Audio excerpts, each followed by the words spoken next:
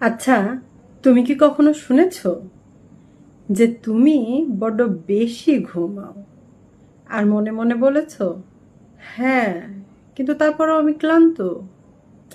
না না না, তুমি মোটেও অলস নও।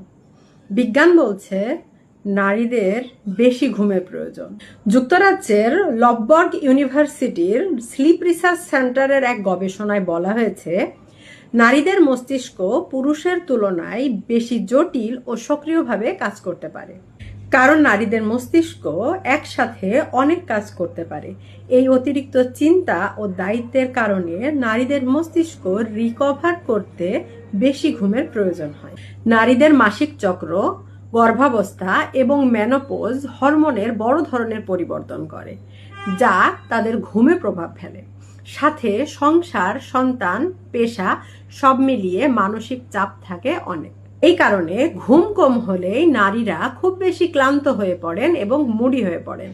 এটা একেবারেই স্বাভাবিক। একাধিক গবেষণায় দেখা গেছে একজন নারীর প্রতিদিন গড়ে 20 থেকে 30 মিনিট বেশি ঘুমের প্রয়োজন একজন পুরুষের তুলনায়। কারণ নারীদের ঘুমের মান তুলনামূলকভাবে খারাপ হয়ে থাকে।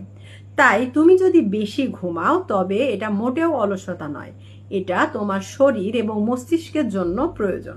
তাই যখন কেউ বলে তুমি তো সারাদিন ঘুমাও, তখন মুখে একটা হাসি দিয়ে তাদের বলুন, আমি নিজের যত্ন নিচ্ছি। তুমি যত্ন পাওয়ারই যোগ্য।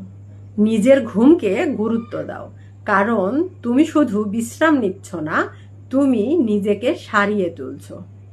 তুমি ঘুম দাও, শান্ত থাকো, নিজের দিকে মনোযোগ দাও।